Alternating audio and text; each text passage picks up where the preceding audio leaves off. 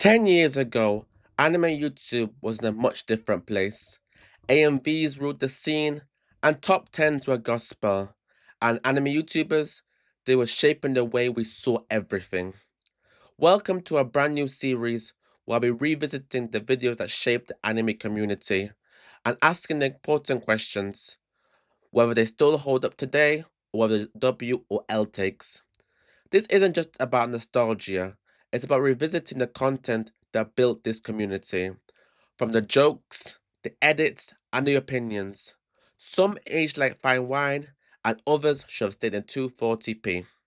We're not just reacting, we're reflecting on the DNA of anime YouTube itself. So if there's any classic video you think still slaps, or ones that absolutely need a second look, drop them in comments. I'll look to add them into the series. And stick around because the archive is just opening. Welcome to Anime Archives Retro Reacts. What's up, everyone? I hope you're having a blessed day. And we're back with the Anime Archive and we're unlocking the vault. Today we've got a very special video from one of Nuxtaku, one of the OG creators' videos on one of the greatest, most overpowered, most hypest aura farmers in all of anime to date. Despite his anime not doing good in recent years and kind of falling off, this character stands above as one of the shining graces what he gave to anime, and is none other than the Lions in a Breath, Escanor.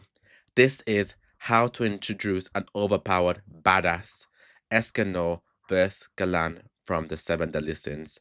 Let's get straight into it. Hero name, All Brighter. Quirk, Sun for All. Obviously, every time an overpowered character is introduced, it triggers a slightly different emotional response. They are introduced with, hopefully, different personalities, and the most important nuanced differences in these introductions is a difference in perspective. Because since we don't yet understand this new character, we have to rely on the perception of him in the eyes of his allies and his foes to try to make out exactly the weight he imposes upon the story. If said overpowered character is a good guy, it usually should be making me go, oh my god, he is so freaking powerful! And if he's a bad guy, it's usually aimed to make me go, oh my god, he is so freaking powerful. How the hell will we beat them? The most eloquent anime YouTuber of all time. But my point is, the 7 Deadly Sins does a lovely job with character introductions and with the character's reactions to Escanor's introduction. But what's even more impressive is how his first impression in the minds of the viewers perfectly envelops our perception of the narrative and what it contains. Today, on the OP Done Right analysis series, we'll be covering the perfect introduction of Lord Escanor, the lion sin of pride of the 7 Deadly Sins. Honestly, when I decided to make this video, at first I thought to myself, nah, I'll wait until I can make a full analysis on the guy, but I wanted to talk about him so damn badly from his intro alone. I love Escanor. Hashtag no homo. You know what? No. Hashtag all the homo. This is the beauty of how to introduce an OP character. Me feeling such a passion to talk about a character more than any other in recent times is a testament to a perfect introduction of an OP badass. And my friends, that is the power of the 7 Deadly Sins anime. Escanor is the OP embodiment of the entire anime's passion and burning excitement culminated into one being. Aside from being extremely awesome, Escanor's introduction subtly answers every plot hole in the series, not via gratuitous individual debunks, but via acknowledgement, by simply brushing them off. The way the 7 Deadly Sins anime is set up, I can't talk about the plot or the world building for more than 5 minutes between them without getting bored. But that being said, I can talk about every single character, every feat, every introduction, and every interaction for hours. And the ultimate culmination of all of that is Escanor versus Galand. Power scaling-wise, the 7 Deadly Sins are all over the place. And that's likely the series' weakest link, especially in its first season, where Beginner's Rook ran rampant. And the first time any sin was introduced, he was far stronger than he would be in every upcoming battle. Meliodas losing to Guila in a fight, but King beating her was just too much to handle for many people. And I believe that to be the purpose of the Dragon Ball-style Scouter introduced in Season 2, so to some extent we can understand basic power levels. But not only does it now hasten my trust in a cohesive plot, but it also serves the purpose to fully ground you into the revelation of the Sun Lord. I'll be coming back to basically everything I said until this point because yes, that's all information that everyone needs to have readily available to analyze the emotional response of Season 2, Episode 14 of the 7 Let me just pause on that idea, because naturally, power systems, what use like actual numbers to rank them, is one of the hardest things to do in anime, purely because it kind of restricts the creator into nuance in terms of who's stronger and who wins the fight. Because everyone can always circle back and say, hold on a minute, why is this guy losing if this power is X and this guy X plus 1? This X plus 1 should be X, but it's not the case. So just for the sake of like freeness, I would say, is this bad not to have it? But obviously when it's used here and Escanor was flexing with the highest number, like, yeah, we gotta give it to our boy because he was the guy. And obviously you can see his power gradually getting larger and larger, which is obviously emphasized from the power score. But yeah, let's keep going.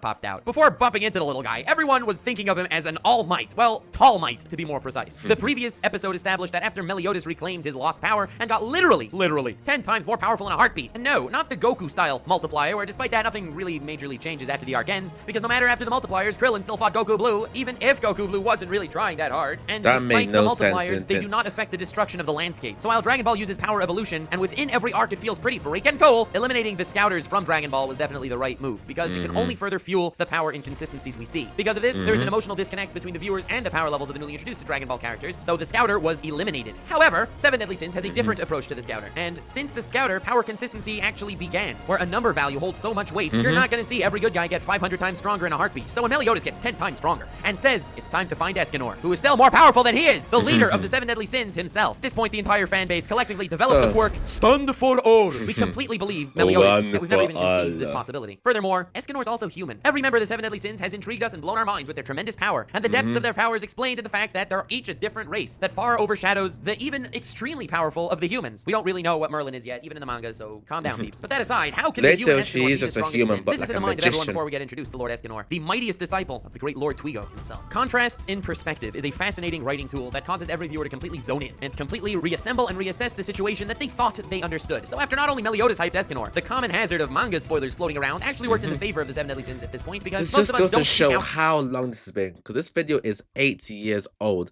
and obviously we've seen Escanor gain what his actual powers was like it's from an angel power, and then we saw obviously Merlin is just a human but like a magician, but she got the favor of both the gods and the devils, so she's kind of immune to both of them, and her affinity ability is still one of the most broken in anime, obviously shown through characters like Gojo. The kind of power when you have infinity as a power really goes into depth there.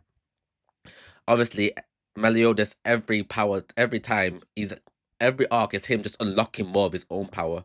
He doesn't actually get any stronger, because at the end of the day, he is the son of the Demon King and like the next in line to become the Demon King.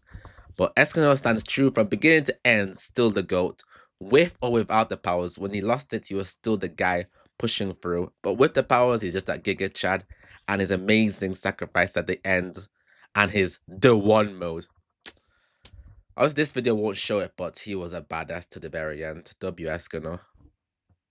spoilers. So while most of us probably have overheard that Escanor is the most powerful and fan favorite of the Sins, it's not like we actually got spoiled by his power or by who he is. It did, however, serve the purpose to crank every fiber of our beings to the max, and our Escanor boners were slowly developing the quirk, Come for All. Oh my god, I mean, we weren't, that's when we meet the meek-minded, shivering old dude that recognized Ban. That little wimpy guy was the legendary Escanor. We have seen wimpy old dudes end up possessing crazy powers in anime before. In fact, most Japanese old dudes happen to be Kamehameha level. But as time went on, we realized that this just wasn't the case. He effectively hit his friends. He was paralyzed in fear at the sight of his foes. Galand of Truth challenged him to a game that sealed his fate, and he was knocked unconscious for hours on end by a pat on the back. All this is a contrast, a blatant miscorrelation to how we expected to meet Escanor. But even more importantly, it's a massive contrast to the entire series thus far. Beginner's Rook is an important tool to introduce the characters, and that's when the sun rises. And with it, so does Escanor, picking up the axe that Galand could not, and talking with a mouth full of pride. Both Galand and the Sun Lord both start laughing, and here's why I love Seven Deadly Sins interactions. Look at the psychology here for just a minute. Galand's laugh is coming purely from arrogance and extreme confidence, whilst Escanor's, oh jeez, I always wanted to say whilst Escanor's follow-up chuckle does not give the air that it even stems from pride, his sin. Yet it's rather a polite, jovial laugh. It's so tiring trying to Escanor will laugh as well. As of now, Galand took over the screen by being a far more prominent force, and how our extremely heightened senses that we've possessed since the sun rose for the first time wavered greatly. We were waiting for this. This was supposed to be Escanor's big moment. Yet as far as sheer prominent presence, Galand far outclassed that of Escanor. And in our moments of hazy thought, the screen cuts directly from Escanor's chuckle to Galand already being split viciously in half and his remnants flying across the room. This is how you introduce somebody. Gone. Look at that.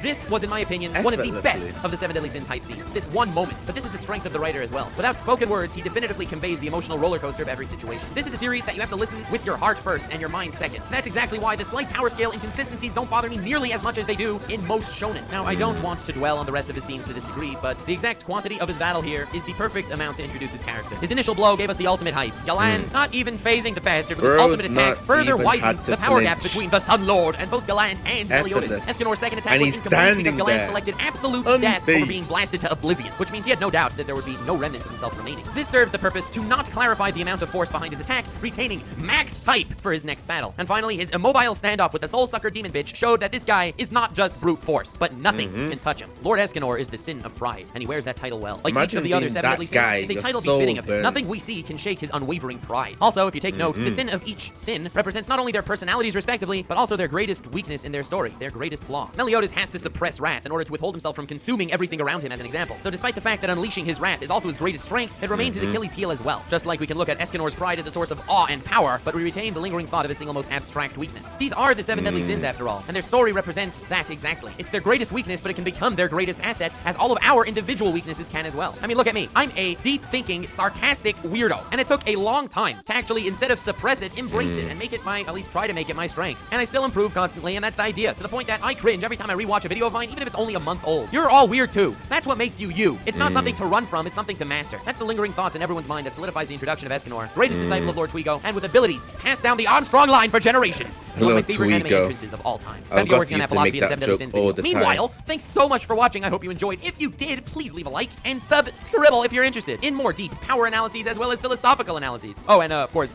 can't forget the satire meme content. Yeah, as I mentioned, thou shalt embrace thy madness. Link to my Twitter is in the description, right next to my Patreon. Huge thanks to my Patreons, especially the 3 swag coggers, you, Colton Scott, and an anonymous human being who I... Good video. It really takes me back. That's really why I want to do this series, because in 7-8 years of watching anime, so much has changed from what we knew then and what we knew now. We can know if people's theories were correct or if they were just all cap. And this one of the ones was so strong as Escanor. From beginning to the end, he was really just that guy. Aura farming before aura farm was even a thing. Overpowered protagonist done correctly. He was a perfect guy to the very end. And the one mode, oh lord, the only saving grace from the most recent seasons. But yeah, that was the video today. I'm going to do much more of these anime archive videos. I feel I've been slacking and we haven't done one for a very long time. But if you enjoyed this kind of video, do let me know if you want more of them. And even let me know which specific videos you'd like me to comment on, because in 10 years of anime, there's probably a lot of perfectly great points what people have made, and perfectly ones were just completely cap and made no sense and were proven definitively incorrect. But that's the purpose of this series. Like, comment, subscribe, and I'll catch you on the next one. Ciao.